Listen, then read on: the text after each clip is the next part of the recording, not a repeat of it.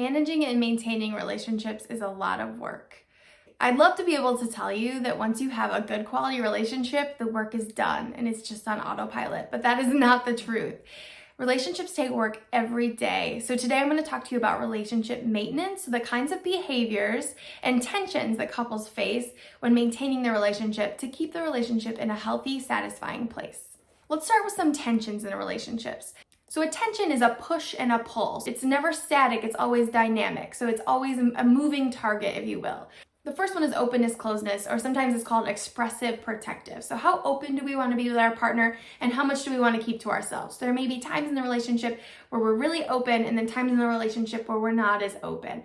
Autonomy, togetherness is the second tension or dialectic, kind of that push or pull. And this is an important one. So when you spend a lot of time together, that's the togetherness side. You may need to spend some time apart, which would be the autonomy side. So autonomy is just kind of being able to make our own choices and be on our own. And people really differ on how much autonomy and togetherness they prefer or need in the relationship. So after a period of spending a lot of time together, you may feel this urge to spend time apart, and that doesn't mean that the relationship is bad or anything concerning is necessarily going on. Novelty, predictability is another tension. So this is kind of keeping things spicy and exciting. That would be the novelty side, but people love predictability. So that's the predictability side. We don't like to be surprised constantly or live in chaos. We like to have routine and predictability, but that can get boring. So we turn then to the novelty side. So for example, you might always have date night on Thursday, but you do something different every date night. Every Thursday night, you have a new and different adventure. That would be a good way to balance novelty and predictability.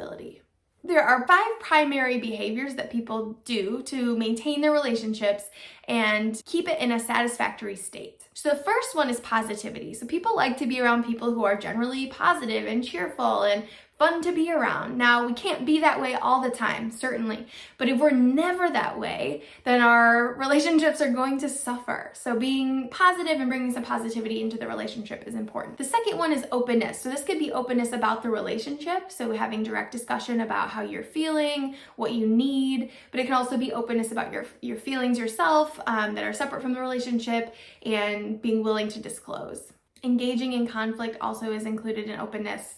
The third is assurances. This is one of my favorites because it's easy to spot. So this is when we say, I love you, I care about you, you're important to me. And we do not typically in our relationships say that enough. So that's a great one to try to do more of. Sharing tasks is next, and this includes fair delegation of responsibility. So making sure you chip in and take care of your share of household chores, for example. Social networks is the fifth one. So this is spending time with people you have in common, friends you have in common, because that's a good way to maintain the relationship, to not only spend time with each other, but to share social networks and connect your partner to other people. Those were the 5 primary maintenance behaviors, but here are a few more. So joint activities is another really important one. So having things that you go and do together, especially if they require your interaction. So something like rock climbing, for example, is a 2-person activity. One person's climbing the rock, the other is holding the belay. Sending text, calls, spending time talking with one another is another maintenance behavior that is fairly obvious, but an important one. Avoidance is a surprising but important relationship maintenance behavior. So as we talked about those tensions earlier with autonomy and togetherness, we need to spend some time apart. We cannot be together all the time. So avoidance is actually part of maintaining a relationship. Humor is a great one to end on. So this is having inside jokes, sharing the same type of humor, watching movies that make you both laugh. Those are all important parts of maintaining a relationship. We know that as relationships go on over time, people tend to do less and less maintenance. So try your best to beat those odds and keep up the maintenance behaviors to keep your relationship in a satisfying place.